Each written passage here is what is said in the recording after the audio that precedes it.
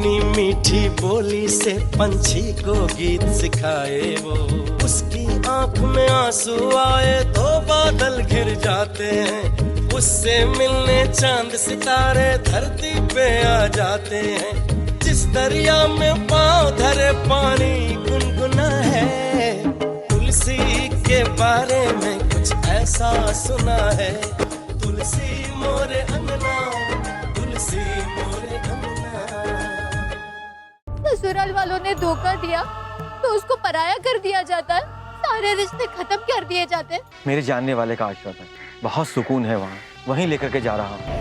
मेरी सारी गलतियों को कहने वाली तुलसी समझ के माफ कर दीजिए, माफ कर दीजिए मुझे चाची। अंदर जब तक जगह नहीं मिल जाती ये सब बाहर ही बैठेंगे। बाबूजी, मैं चलती हूँ आपके साथ, माँ और सुमतिया को यहीं रहने देते हैं। अपने हिसाब से सोच के आ जाते हैं, जब जगह ही नहीं है तो कोई कहाँ रहेगा। अगर वो यहाँ रहते ना तो कोई ना कोई सुविधा हो ही जाती। लेकिन अभी वो नहीं है। बाबूजी, मैं एक बार मैनेजर से बात करूं? अरे कोनो फायदा नहीं है।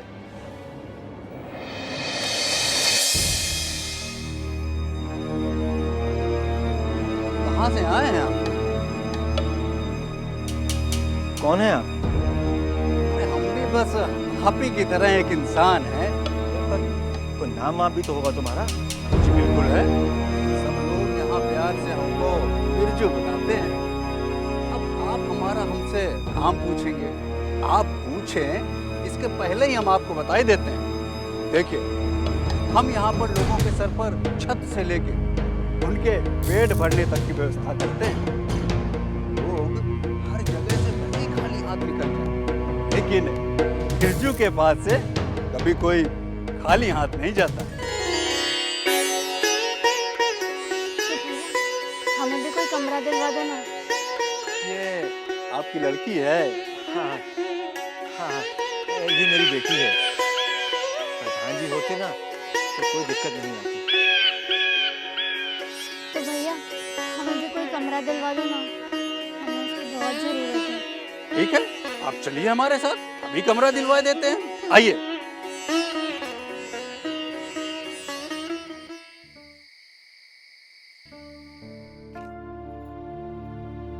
क्या हुआ जी, कितना हिसाब किताब करेंगे? रखिए वो सब। अरे भाई, मुंशी जी ने क्या घपला किया कुछ समझ नहीं आ रहा है। इसका फोन आ रहा है। हेलो हेलो, मैं तुलसी का चाचा रघुनाथ बोल रहा हूँ। जी प्रणाम। नमस्ते, और सब ठीक ठाक? भाई, यहाँ की कोई खबर लगी है आप लोगों को? जी नहीं, हमारे खबरें तो आप ही हैं, बताइए। अरे भाई, तुलसी के सब्जी बेचने की वजह से ना पूरे गांव में थू थू हो गई है और वो उसे गांव छोड़ना पड़ रहा है। क्या? गांव छोड़ के जाना पड़ा? कहाँ गई वो? भाई, अब आप भाई साहब को तो जानते ही हैं, अब इज्जत हो ना हो बस उसे संभालने में लगे रहते हैं। सुना है किसी आश्रम लेके गए हैं ताकि गांव में उसके पागलपन के बारे में किसी को पता न चले। अब तुलसी वहीं रहेगी। इतना कुछ हो गया? हमें तो कुछ पता ही नहीं। अरे इसी डर से तो उसे वहां पर लेके गए ताकि किसी को उसके पागलपन के बारे में पता ना चले। लेकिन पागलपन कभी भला किसी से छुपा रह सकता है? तो क्या उसके दिमाग पे सच में असर पड़ा है? सारी बातें उसी को लेकर तो हो रही हैं और आप अभी भी शक कर रहे हैं। पूरे गांव ने अपनी आंखों से देखा है उसका पागलपन। लगता है विनय के गायब होने से उसके दिमाग पे गहरा असर पड़ा है। भाई, वो तो शुरू से थोड़ी पागल थी, लेकिन अब तो पूरी पागल हो गई है। अच्छा, एक बात बताइए, तुलसी को आजीवन मायके का बनवास देना है या आप लोग वापस भी ले जाओगे?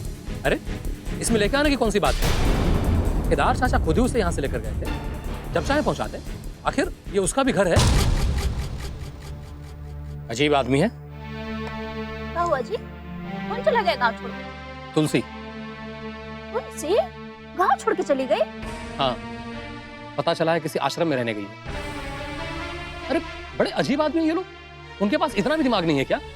एक छोटा सा बच्चा उसके साथ है, हमारे घर का चिराग है। छोटे से बच्चे को दुख देने पर तुले हैं ये लोग।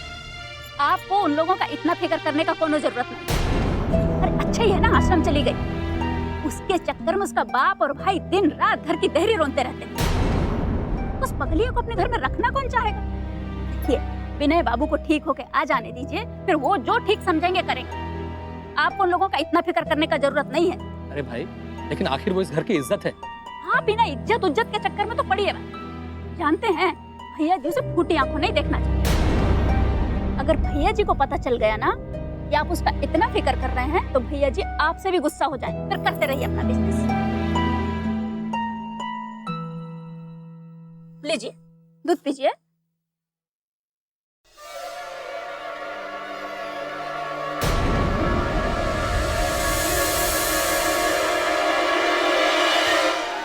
आइए अम्मा जी, आइए। ये है आपका कमरा। अरे कमाल का कमरा है अम्मा जी। अरे सच कहूं अम्मा जी, तो इस कमरे के लिए लोग बहुत जुगाड़ लगाते हैं। आप सब लोग बहुत भाग्यशाली हो जो आपको ये कमरा मिल गया। अरे खिड़की खोलिए तो हवा ही हवा, सूरज की रोशनी सीधे कमरे में, सूर्योदय भी देखिए और दूसरी साइड से सूर्यास्त भी। अच्छा है बेटा, बहुत अच्छा है। खुश रहो, इसी तरह सबका भला करते रहना। तुम तो हमारे लिए देवता बनकर आए हो। अरे अम्मा जी, ये तो हमारा काम है। अच्छा, और कोनो चीज की जरूरत हो तो हमें जरूर याद करिएगा। जरूर। काका, रसोई का आप लोग क्या कर रहे हैं? अरे आप लोग बहुत चिंता मत करिएगा, हम सब कुछ सस्ते में दिलवाई देंगे। स्टोव भी मिलेगा, कढ़ाई भी मिलेगी और बर्तन भी। तो बेटा बस तुम ही मंगवा दो। अरे बिल्कुल दिला देते हैं। अरे बिरजू है, सब कुछ है। भैया, यहाँ कोई काम मिलेगा? अरे काहे नहीं मिलेगा? यहाँ काम की कोनो कमी है का? यहाँ काम बहुत है। दिहाड़ी आप महिनवारी पे लोग यहाँ काम करते हैं। कौन सा काम? अरे काम का है, ये झाड़ू पोछा, मिट्टी खोदना, ईंट उठाना और सब्जी बेचना। यहाँ सब्जी बेचने का भी काम मिलता है? अरे बिल्कुल मिलता है। तो सुमतिया यही काम करती है और उसके साथ मैं भी। भी ठीक है, ऐसा करिए, कल सुबह आप लोग आश्रम के गेट पर हमें मिल जाइए। हम आपका वहाँ काम भी लगवाई देते हैं। भैया, आपका बहुत बड़ा एहसान होगा। इसमें एहसान की क्या बात है, सेवा के लिए हम तो हाजिर ही हैं। अच्छा, अब हम चलते हैं। लोग भी आराम करिएगा, कैसे काफी थक गए होंगे। अच्छा अम्मा जी, अब हम चलते हैं। सुमतिया, कल सब्जी बेचने का काम पक्का हो गया। कल सवेरे हमें बिरजू भैया से मिलना है। ठीक है। सुमतिया, सिर्फ तुम ही जाओगी? क्यों? मैं भी जाऊंगी इसके साथ। यहाँ ये सब कुछ करने की जरूरत नहीं है। प्रधान जी को आने दो, तुम्हें मोमबत्ती अगरबत्ती बनाने के काम में लगा दूंगा। लेकिन प्रधान जी को आने में समय है। पर तब तक मैं हूं ना। दुल्हन, बाबूजी सही कह रहे हैं, आप ये काम मत कीजिए, मैं करती हूँ ना।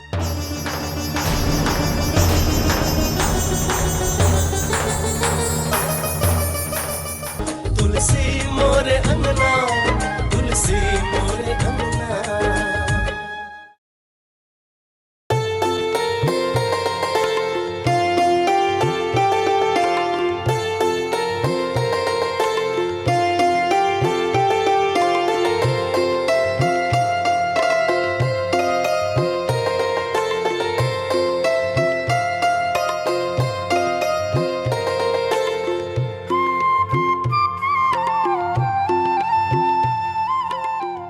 क्यों रे, आज कितने की टोकरी उठाई? चल जा, शाम को आके हिसाब दे देना। बहुत लोगों को काम दिया है ना आपने। अरे हमरा तो धंधा ही यही है, जरूरतमंदों की मदद करना। वो आपकी मैडम नहीं आई? नहीं नहीं, वो तो हमारी मालिक लोग हैं, वो सब्जी बेचने का काम थोड़ी करेंगी। तो कौन सा काम करते हैं? वो काम उनका दिलवाई देते हैं? नहीं नहीं, वो कोई काम नहीं करती, हम है ना, हम काम करेंगे। कमाल है, तुम्हारे अंदर भी सेवा भावना कूट कूट के भरी है। अच्छी सेविका मिली है तुम्हारी मालकिन को। हमको भी सब्जी की टोकरी लेनी होगी। हाँ हाँ, सब कुछ यहीं पर मिलेगा। अरे ओ फौजिया, इधर आना जरा। आती हूँ। क्या बात है बिरजू? देख फौजिया, ये नई आई है, नमस्ते। आज से ये भी काम करेगी। अरे बिरजू, ये नई है, कर लेगी का? जी, हम पहले गांव में ना सब्जी बेचते थे। अच्छा ठीक है। यहाँ सब कुछ टोकरी के हिसाब से बिकता है। 3 टोकरियाँ बनती है, एक 60 का है, एक 80 का और एक 100 का। देखो, जैसी तुम्हें जरूरत लगे वैसे अपने हिसाब से ले लेना। अच्छा, तो अब हम चलते हैं, शाम को आके हिसाब जरूर दे देना। जी ठीक है। ठीक है, आ जाओ, ले लो आके।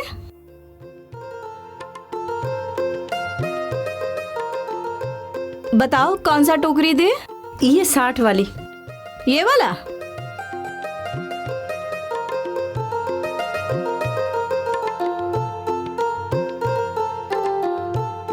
ये 60 का टोकरी है, उठाओ इसे। शाम को हिसाब जरूर दे देना। हाँ जी।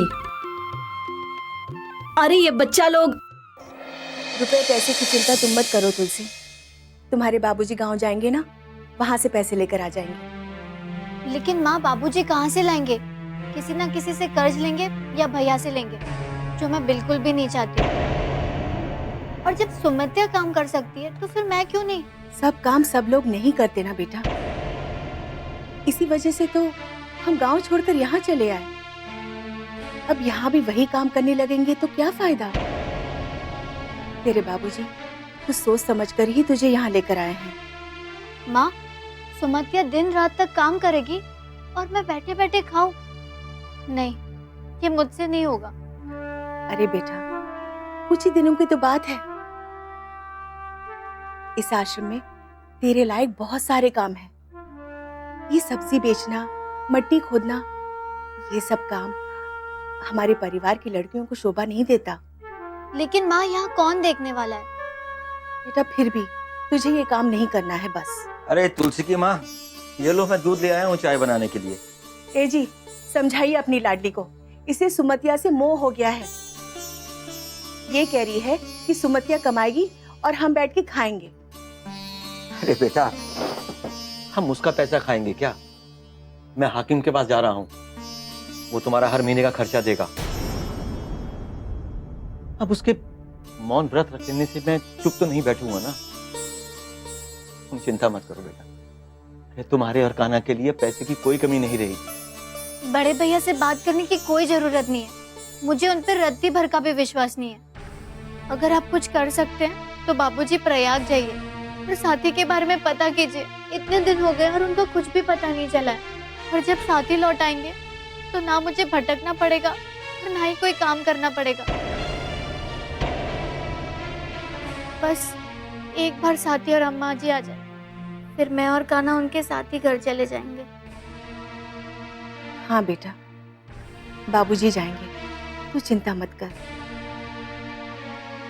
हाँ बेटा, यहाँ सब ठीक करके मैं प्रयाग चला जाता हूँ।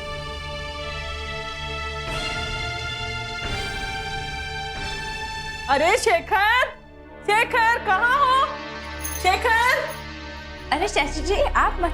अरे बहुरिया, शेखर कहाँ? क्या हुआ चाची जी? अरे तुम्हारे चाचा को किसी ने कहा कि हाकिम का आदमी वो भाई साहब के जमीन में खेती कर रहा है। क्या? हमारी जमीन पर खेती कर रहे हैं? अरे बहुरिया, हम तो बस सुने और भागे भागे चले आए तुमको बताने के लिए। एक तो जमीन धोखे से लिखवा लिया कॉलेज बनाने का नाम, और अब उसके ऊपर खेती भी कर रहा है। सरासर मनमानी है।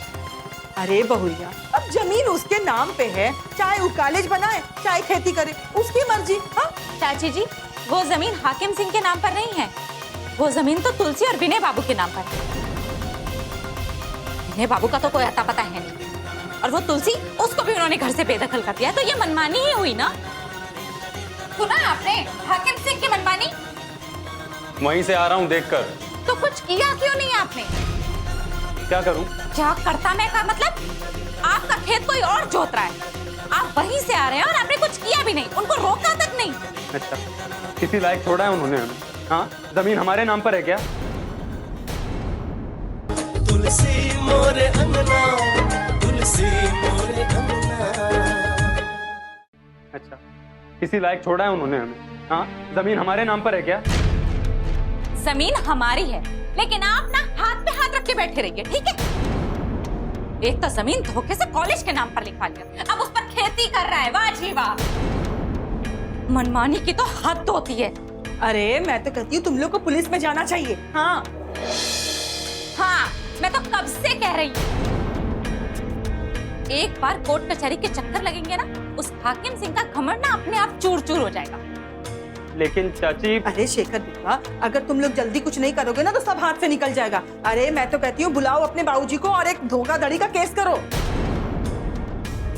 भला कॉलेज के नाम पे जमीन लेके कोई खेती कैसे कर सकता है? हाँ हाँ जी, कुछ कीजिए ना, वरना ये जमीन भी हमारे हाथ से चली जाएगी। वैसे ही हम कंगाल बनने पर ही लगे हुए हैं। छी, कितना नीच निकला ये हाकिम। अरे कोई अपने रिश्तेदारी में ऐसा करता है भला? हाँ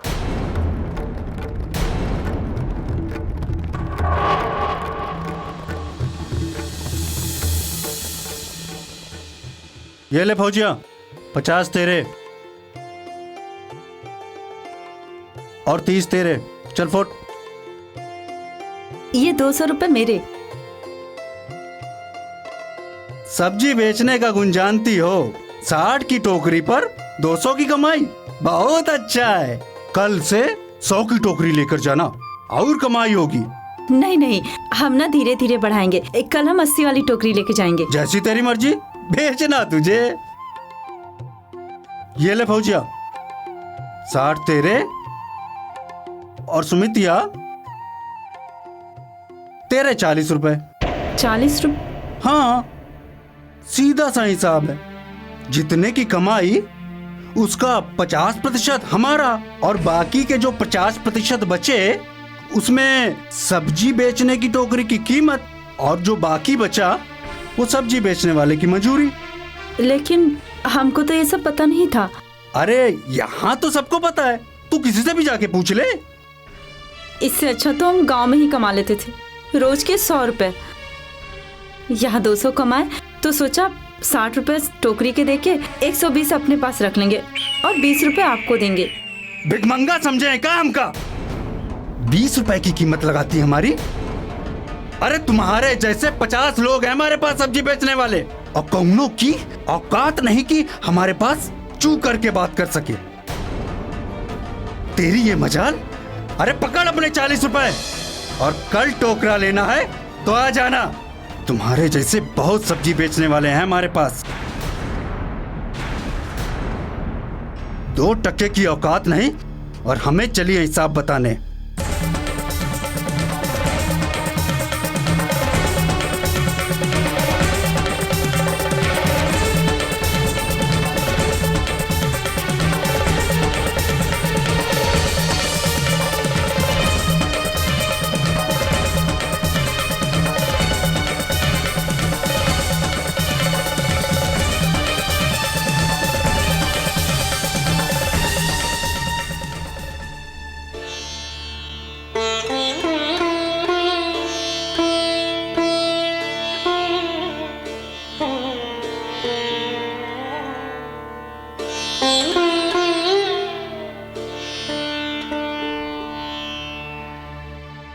सुमत्या,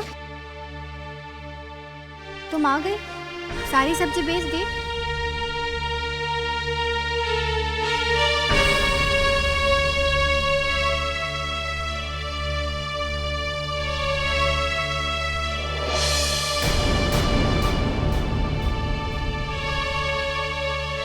ये क्या, सिर्फ 40 रुपए हुए आज की कमाई? हाँ दुल्हन, यहाँ बहुत लूट है। दिन भर मेहनत करके सब्जी बेचे हम, और पैसा ना सब्जी उगाने वाले को मिलता है और ना बेचने वाले को। सारा का सारा पैसा वो बिरजू ले जाता है। बिरजू? लेकिन वो क्यों पैसा लेगा? अपनी दलाली का दुल्हन। दिन भर हम जैसे न जाने कितने मजदूरों से वो काम कराता है, और खुद तो बैठे बैठे दिन भर के हजारों रुपए कमाता है। लेकिन देखने में तो ऐसा नहीं लगता है वो। दुल्हन, वो मुंह खोटा लगाए हुए था, आप नहीं समझेंगे। यही तो उसकी कमाई है। दिन भर हम जैसे न जाने कितने मजदूरों से काम कराता है और खुद बैठ के पैसे लेता है। दुल्हन, अगर यही चला तो हमारा घर कैसे चलेगा? इससे ज्यादा तो हम अपने गांव में ही कमा लेते थे। हमारा पेट कैसे भरेगा? अब से हम बिरजू के साथ काम नहीं करेंगे, हम मिलके सब्जी बेचेंगे। नहीं दुल्हन, बिरजू ये भी नहीं होने देगा। यहाँ पे सब उसी के आदमी हैं और हम सब्जी का धंधा उसके बिना नहीं कर सकते। दुल्हन, आज वो हमको एक जगह लेके गया। वहाँ सब्जी का बहुत बड़ा बागान था। वहाँ पे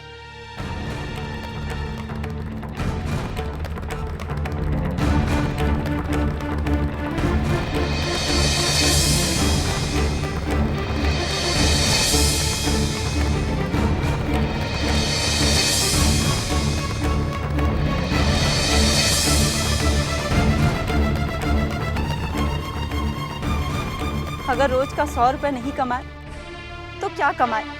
लेकिन यहाँ तो ये भी मुश्किल लगता है। इतना कुछ करने के बाद भी आदमी अपना पेट नहीं भर सकता। कर सकता है सुमतिया, एक आदमी की कमाई से ना ही सही, लेकिन 2 आदमी की कमाई से तो भर ही सकता है ना। और अब से मैं भी तुम्हारे साथ सब्जी बेचने चलूंगी।